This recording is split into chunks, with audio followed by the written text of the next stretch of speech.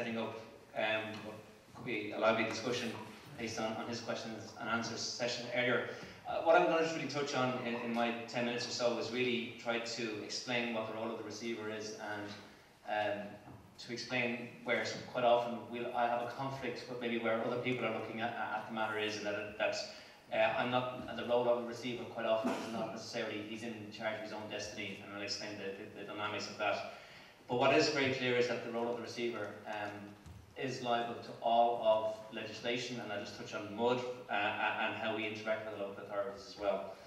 So just really going back to the basics, the receiver is appointed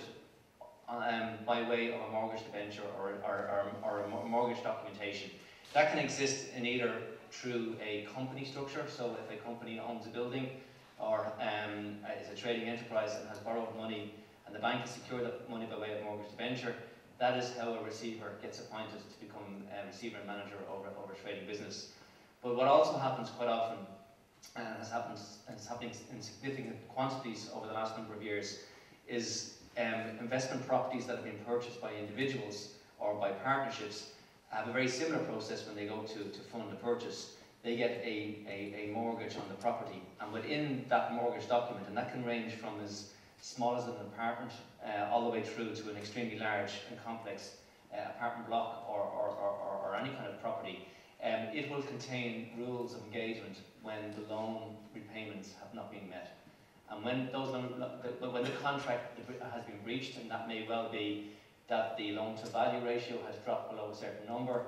or that the borrower is no longer making repayments on the loan, the bank has certain rights contained within that mortgage debenture. And one of those rights is the appointment of a receiver. And the receiver's role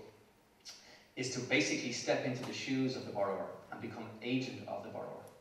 So he effectively is the person who originally borrowed the money and has like a power of attorney to execute documents and receive in rental income and then sell the property at an appropriate time. But the rules and how far and what he can do are solely contained within the mortgage document. And like everything else, there are some mortgage documents that would have been developed over the Celtic years, tigers, with solicitors that will be very good and very complex and very detailed in relation to powers, and there will be some of not as good quality, and that quite often can cause a receiver a problem, where he may be the receiver of the property but is not entitled to receive rental income, or does not have a power to sell a building, etc. So, but the important thing I was trying to get across at this point is that he is the agent of the borrower. So if ABC Limited goes into receivership and I'm appointed receiver, I bind and I'm responsible, and ABC's existence continues, and I act in the capacity of ABC. However, even though I am the agent of the borrower, my primary duty of care is to the mortgagor, the person who is owed the money. So I ultimately don't have any extra cash in my back pocket. I don't have a kind of an ability to make decisions and bind people in. I am limited in the sense that I have whatever is in the kitty, but ultimately I have a boss who is the lender, and if I want to do something with that property, or if I want to comply with something, I will have to go and fight for that money off the bank or the financial institution. If the financial institution won't give me that money, I have a problem, especially if I've got a legal obligation to carry out some levels of work. So that can and has led to significant conflict between the receiver and the financial institution that has appointed him. And it can be quite a complex arrangement, because on a selfish front, I want to get more work from that financial institution and be appointed over more receiverships. But at the same time, if the financial institution doesn't want to give me the money to do the work, I'm relatively limited in what I can do against them. The only tool available to me is to threaten to resign and walk away from the receivership. But that doesn't resolve the problem either. So what quite often happens is it's a negotiation between the receiver and the financial institution, where you try to explain that it is in their best interests to obtain cash, to make the building compliant with laws, to make a capital improvement if that may be the case, so that it will become an easier asset to sell, and therefore it is a financial model and benefit for the bank to lend the receiver further money to carry out those works to make the asset more sellable into the future. What I do have, but what has happened because of where the property market is over the last number of years, and I have to say that to a certain extent I think that's started to change over the last 8 to 9 months, is that there was no market for sale of any properties, especially in the years of 2008 and 2009 and 10. And therefore it was very difficult to go to a financial institution and ask for more money to carry out improvements on a building where there was no time estimation of when ultimately that building will be able to be sold. Certainly this year we will be involved in approximately 6 sales which would have a total combined value in excess of 300 million on property. And what we're now seeing is that it is an easier job to go to a financial institution and to say, look, I need X, Y, and Z to get this building ready, and there are 3 or 4 people in the marketplace who have expressed an interest in buying this, subject to you tidying up the planning issues, subject to getting the building in a more readily sale position. And I think that is the start of the end of the property recession, if you want to call it that. I'm not saying the bottom is completely there, but having a number of in every case that we have put property on the market for sale this year, we've had a number of interested parties. The majority of them have been overseas, the majority of them have been cash buyers, and it is the worldwide experience when those people come into the market, they believe that the bottom has been reached and they're using cash rather than a leveraged product to acquire property, feeling that there is a significant upside to be obtained in the short to medium term. So I would be quite hopeful that come next year, 2013, that some of the banks who have also gone a long way to restoring their own balance sheets will start now to get into the lending game again on property, and in a small way start to lend maybe 20, 30, 40% of the value by way of loan product, which in turn will see a gradual increase in property prices, and then that in turn gets back to a more functioning marketplace. One of the key issues, though, before we will be asked to be appointed to any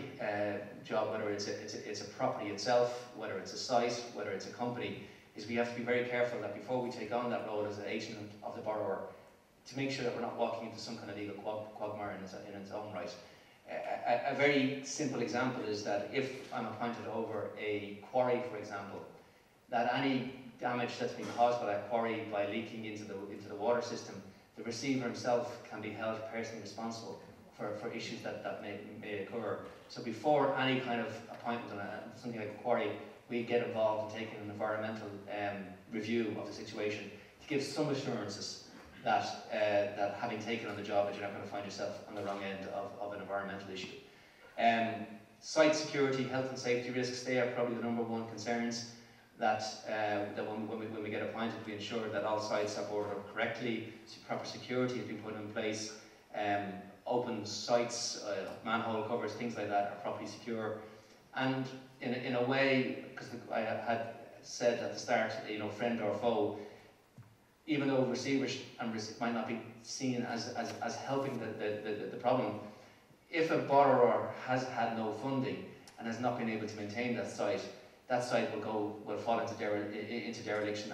and potentially is a health and safety risk. But as a receiver, for me to ensure that I'm not going to get sued by somebody, and from my own insurance viewpoint, I need to make sure that site is properly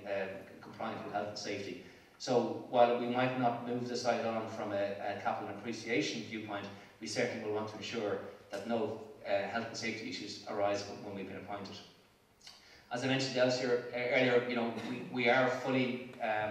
obliged to comply with all building regulations, ensure the structural integrity of the building, and that's in the CapEx is where we need to go off and look for further money to maybe improve a building as well. Insurance has become a significant problem for us over the last number of years due to the fact that there are a fair amount on derelict sites or vacant sites of antisocial behaviour, and I've had a recent example of a building that was listed was burnt down and caused significant problems to both me and the bank and actually the Dublin transport community because it was on the Lewis line. that case just kind of illustrates the concerns I think that I would have on the site. It was a site in the inner city. It was next door to the Lewis line. It was a significant site. It was just shy of 2 acres. We were constantly involved in going down, boarding up, securing, and the security kind of mechanisms that we had put in place were then constantly being pulled down. Kids were getting in, setting lights to properties, and generally causing a nuisance. We were, from an insurance viewpoint, had to visit that site every 2 days and do a 1-hour inspection. Otherwise, we would have no insurance. And that was going on for over 2.5 years. So as you can see, how it can become quite a costly exercise just to maintain a site. Then over the bank holiday weekend, somebody eventually got through the metal hoardings that we had put up, started a fire, and that led to the building becoming unsafe. And Dublin City Council got involved and held up the building because it was listed, but to do so had to enter onto the Lewis line, which resulted in the Lewis being closed for 3 days. Eventually, the building was deemed that it was not capable of being restored, and therefore the site has now been cleared. And insurance has now become a major problem because of the known antisocial behaviour that occurred on the property. So there's the kind of a day problems that on one site, that from a receiver viewpoint, the bank viewpoint, that we've all had to try and resolve the issues that occurred. I'm not going to go into detail, but it was really just what I put up the mud slide was to explain that having been appointed a receiver over any kind of apartment blocks, I have to ensure that the Mud Act applies. I have to make sure, because in most of the developments that we would have been appointed to, where the borrower is not compliant, it is highly likely that the common areas and the management company structures were not put in place. And one of our key objectives when we are appointed over an apartment block is to meet with the residents, sit down, remove the previous directors of the management company who tended to be the developers or people connected with the developers, and put the local inhabitants of that apartment block onto a functioning management company, and try and get some extra cash from the bank involved to complete the works that were required, things like landscaping, and to ensure that the common areas have been invested back into the management company, so that it becomes easier for both the bank in selling the remaining apartments that it owns, but also for the tenants that are in there, that the place becomes a better place to live, because if that occurs, it is highly more likely that we will succeed in selling the vacant units as well. And then finally, really, so some of the common issues that we address, it is most likely, if not in every case, then when we're appointed receiver over a development company, that the development contributions will be outstanding.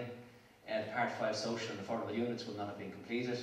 and that, as I said, either the management company or the taking in charge process has not been completed, even in sites that maybe 3 or 4 or 5 years having been completed,